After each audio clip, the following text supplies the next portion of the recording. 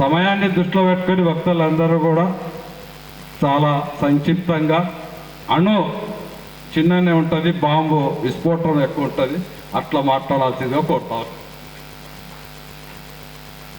జై తెలంగాణ. సభకు నమస్కరించి వేదిక మీద ఉన్నటువంటి పెద్దలు, సభాధ్యక్షులు, మిత్రులు, తెలంగాణ ఉద్యమ సహచరుడు, Telangana federation of trade union రాష్ట్ర ప్రధాన కార్యదర్శి ఖలీల్ గారు, ఆనిఫ్ గారు, వేదిక మీద ఉన్నటువంటి గురువారులు పెద్దలు ప్రొఫెసర్ కోదండరామ్ గారు, ఎమ్మెల్సీ మిత్రులు సత్యం గారు, మాజీ శాసనసభ్యులు జూలకంటి రంగారెడ్డి గారు, అట్లనే మరి రాజకీయాల్లో పొదుపు మంత్రానికి ప్రతీక అయినటువంటి పెద్దన్న గుమ్మడి నర్సయ్య గారు, మరి ఇక్కడికి ఇచ్చేసినటువంటి ముస్లిం మత పెద్దలు అందరికీ పేరు పెట్టిన తెలంగాణ ఉద్యమ వందలు, మీడియా మిత్రులకు కూడా. ఈరోజు చాలా అంశాలు అంటే మొత్తం ఒక పక్క ప్రపంచ శాంతి, ఒక పక్క మత విద్వేషం, ఒక పక్క ఉద్యమాలు, తెలంగాణ రాష్ట్రంలో ముస్లింల పాత్ర, తెలంగాణ రాష్ట్రం రాకముందు భారతదేశ స్వతంత్ర పోరాటంలో మరి ముస్లింల పాత్ర, ఈరోజు చేసినటువంటి కుట్రలో అంటే టోటల్గా భారతీయ జనతా పార్టీ ఏం చేస్తుందంటే ఒక పక్క అసలు ముస్లింలకు చరిత్రే లేదు, మరి వాళ్ళు మూలవాసులే గారు అనే ఒక సందర్భాన్ని కూడా తీసుకొచ్చి భారతీయ జనతా పార్టీ ఒక కొత్త దుష్ప్రచారానికి తెరలేపుతున్నటువంటి సందర్భం. ఒక పక్క మత విద్వేషాలను రెచ్చగొట్టుకుంటూ వాళ్ళ పబ్బం గడుపుకుంటూ, ఒక పక్క కులరైతే సమాజం అని చెప్తారు, ఒక పక్క రిజర్వేషన్ల ప్రక్రియ చెప్తారు.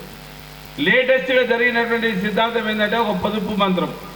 ఆ పొదుపు మంత్రంలో బంగారం కొనవద్దు, మీరు ఆడంబరాలు తగ్గించుకోవాలి. ఏ ఒక్క ముస్లిం అన్న ఇక్కడ మహబూబ్నగర్లో కనిపించేటువంటి ఒక్క ముస్లిం అన్న ఆడంబరాలకు ఉన్నారా అనేది ఈ సభను చూస్తే అర్థమవుతుంది. మరి కడు పేద దయనీయమైనటువంటి పరిస్థితుల్లో ఒక పంచర్ షాపు, ఒక అరటి పండ్ల బండో, లేకపోతే ఒక కోవా బన్నో ఇది అమ్ముకునేటువంటి దుస్థితిలో ఉండి, ఒక పక్క మీరే చెప్తున్నారు 80 లక్షల కుటుంబాలు, 80 కోట్ల మంది జనాభా ఇంకా బిలో పవర్టీ లైన్లో ఉందని చెప్తున్నారు. ఒక పక్క తెలంగాణ రాష్ట్రంలో చెప్తున్నారు, ఒక పక్క భారతదేశం మొత్తంలో చెప్తున్నారు. మరి ఈ చెప్పేటువంటి సందర్భంలో ముస్లిం స్థితిగతుల మీద చర్చించాల్సినటువంటి అంశము ఎంతో ఉన్నది. మరి దానికి కావాల్సినటువంటి వనరులు సమకూర్చాల్సినటువంటి బాధ్యత పాలకుల మీద ఉంది, ప్రభుత్వాల మీద ఉన్నది. దాన్ని పక్కన పెట్టి లేనటువంటి అంశాలను తీసుకొచ్చి విద్వేషాలను రెచ్చగొట్టుకుంటూ చేసేటువంటి కుట్రని మనం తప్పకుండా గమనించాల్సినటువంటి అవసరం ఉన్నది. గంగా జమున తహజీబ్ అని చెప్తున్నటువంటి నేపథ్యంలో మరి తెలంగాణ రాష్ట్ర సాధనలో కూడా కీలకంగా పనిచేసేటువంటి ముస్లిం మిత్రులు ఉన్నారు. మరి పౌర సమాజాన్ని విడగొట్టేటువంటి పరిస్థితుల్లో మీరు చేసినటువంటి కుట్ర ఉన్నది. ఒక బీసీ సమాజాన్ని విడగొడుతున్నారు, ఒక పక్క అగ్రవర్ణాల్లో కూడా విద్వేషాలు తీసుకొచ్చేది అట్లా చేస్తున్నారు. ఎక్కడికక్కడగా మీరు చేసేటువంటి బ్రిటిష్ రాజ్యాంగం ఏదైతుందో ఆ రాజ్యాంగాన్ని విడగొట్టి పరిపాలించేటువంటి ఒక నేపథ్యంతో చేస్తున్నటువంటి కుట్రని ప్రజలందరూ గమనిస్తున్నారు. దాంట్లో మనం సమిధలు కావాల్సినటువంటి పని లేదు.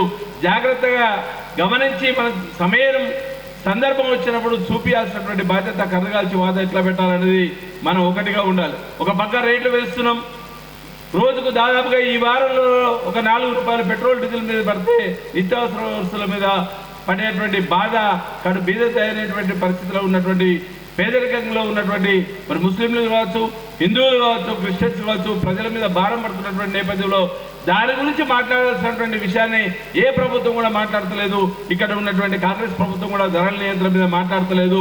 అడవులు ధరలు వేస్తున్నటువంటి సందర్భంలో జనరల్గా సమాజంలో ఏముంటుందంటే ఎక్కడైనా పెట్రోల్ డీజిల్ రేటు పెరిగితే కమ్యూనిస్టుల వైపు చూస్తారు, కమ్యూనిస్టులు ధర్నా చేస్తలేరు, ఎక్కడ కూడా చేస్తలే అంటే నిజంగా కూడా ఒక రకమైనటువంటి బాధ కూడా వస్తుంది. అంటే కమ్యూనిస్టులు ఓట్ల రూపకంగా రాకుండా ప్రజల కోసం పనిచేసే దాంట్లో ఉన్నారు. మరి వేదిక మీద ఉన్నటువంటి పెద్దలు వారి అనుభవం అంతా మాకు లేదు, కానీ మరి ఎక్కడో మరి వాళ్ళు కూడా దూరంగా ఉన్నటువంటి పరిస్థితి ఉన్నది. ప్రజా సంఘాలుగా మరి మేల్కొనాల్సిన పరిస్థితి ఉన్నది. జేఏసీలుగా మేల్కొనాలని ప్రభుత్వాల మీద ఒత్తిడి తీసుకొచ్చే దాంట్లో మనం కీలకంగా పనిచేయాలి. సమాజం మొత్తం కూడా ఏకమై ఒక ఏక వ్యక్తి పాలన, ముగ్గురే పరిపాలిస్తున్న వాళ్ళ భారతదేశం మొత్తంలో ఒక మోడీ, ఒక అమిత్ షా, ఒక నిర్మలా సీతారామన్ ముగ్గురు 3 రకాలుగా డివిజన్ తీసుకొచ్చి పనిచేస్తున్నటువంటి నేపథ్యాన్ని పూర్తి స్థాయిలో గమనించాలి. ఇక్కడ కూడా తెలంగాణ రాష్ట్రంలో ఇచ్చినటువంటి హామీలు దాదాపు 2.5 సంవత్సరాలు కలిసింది, సగం పుణ్యకాలం కలిసింది. దాంట్లో మరి భాగస్వామ్య పక్షాలైనటువంటి సిపిఐ ఉన్నది, అట్లనే మా కోదండరాం గారు కూడా ఉన్నారు. మరి ఈ సమస్యల్ని కూడా ముస్లింల సమస్యలు కూడా ప్రభుత్వం మీద ఒత్తిడి తీసుకొచ్చే దాంట్లో మీరు కీలకంగా చేయాల్సినటువంటి బాధ్యత, ఆ గురుతర బాధ్యత తెలంగాణ రాష్ట్ర సాధనలో కీలకంగా పనిచేసినటువంటి టీజేఎస్ కావచ్చు, లేకపోతే టీజేఏసీ కావచ్చు, జేఎస్ కావచ్చు, మరి అట్లనే సిపిఐ కూడా భాగస్వామ్య పక్షం ఉన్నది. కాబట్టి మరి ఈ రోజు మీరు చేసేటువంటి దాంట్లో మీరు ప్రభుత్వం మీద ఒత్తిడి తీసుకొచ్చే దాంట్లో మీరు కీలకంగా పనిచేయాల్సినటువంటి అంశం ఉన్నది. ఇంకొక విషయం మా మిత్రుడు చెప్పాడు, తెలంగాణ రాష్ట్రంలో జరుగుతున్నటువంటి కుట్ర కావచ్చు, లేకపోతే యావత్ మొత్తం మార్వాడీల అంశం తీసుకుంటే మార్వాడీల కోసం పనిచేసిన దాంట్లో ఉద్యమం చేసిందంటే మిత్రుడు మా జీలకర్ర శ్రీనివాస్ గారు, కోదండరాం సార్ గారి అధ్యక్షతన మేము చేసినటువంటి కొన్ని అంశాలు తీసుకొని వచ్చినాం. ఇవాళ వ్యాపారంలో చిన్న చిన్న వ్యాపారాలు చేసే దాంట్లో ముస్లిమ్స్ ఉన్నారు, చిన్న చిన్న వ్యాపారం చేసే దాంట్లో వైశ్యులు మాత్రము ఎక్కువ ఇబ్బంది జరగదు. ఈ రెండు వర్గాలకే జరుగుతుంది. కానీ వర్గాలకు వచ్చినప్పుడు, సంస్కృతి పరంగా వచ్చినప్పుడు వైశ్యులకు ముస్లింలకు కూడా ఒక వ్యత్యాసాన్ని తీసుకొచ్చి పనిచేస్తున్నటువంటి సందర్భం ఉన్నది. కల్చర్ కాపాడే దాంట్లో రెండే వర్గాలు ప్రపంచం మొత్తంలో ఉన్నటువంటి భారతదేశంలో రెండే వర్గాలు కల్చర్ని, సాంప్రదాయాన్ని కాపాడే దాంట్లో కీలకంగా పనిచేసే వాళ్ళు ఎవరంటే ఒక వైశ్యులు ఉన్నారు, దాని బ్రాహ్మణులతో వాళ్ళు పెద్దందరగా బ్రాహ్మణులు చేస్తున్నారు. రెండో వర్గం ఎవరైతే ముస్లిమ్స్ ఉన్నారు. ఈరోజు మనం ఉరుసులు తీసుకున్నా, దర్గాలు తీసుకున్నా, ఎక్కడ కలిసి ఉన్నా కానీ చేసేటువంటి వ్యాపారంలో మనమే చేస్తున్నాం. మన వ్యాపారాలను కొల్లగొట్టే దాంట్లో కీలకంగా ఇవాళ వచ్చి మైగ్రేట్ అయినటువంటి గుజరాతీ మార్వాడీలు, రాజస్థాన్ మార్వాడీలు వచ్చి మన వ్యాపారాలను కొలగొడుతున్నారు. చిన్న చిన్న వ్యాపారాలకు దెబ్బతీసేటువంటి వ్యవస్థని ప్రోత్సహించేది ఎవరంటే మళ్ళీ అదే గుజరాత్ మార్వాడీలు, రాజస్థాన్ మార్వాడీలు. దానికోసం మేము ఉద్యమం చేస్తే ఎక్కడికక్కడ మీరు ఎక్కడైనా బతకొచ్చు, మనం పోయి అమెరికాలో బతకాలని చెప్పి కొత్త భాషను చెప్తున్నారు.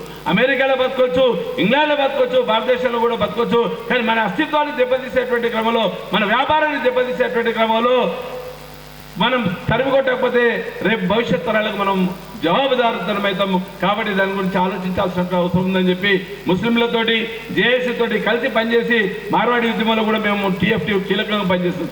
ఇంకొకటి చెప్తున్నా, ఈరోజు మనం మత విద్వేషాలు రెచ్చగొట్టేటువంటి క్రమంలో చీలికలు చేస్తున్నటువంటి నేపథ్యంలో మహబూబ్నగర్లో అత్యధికంగా మా టీఎఫ్టీ నుండి మేము ఈద్ మిలాప్ చేసినాము, ఇఫ్తార్ విందులు చేసినాము. అంటే సామరస్యంగా కలిసి ఉండాలని ఒక బాధ్యతతోటి.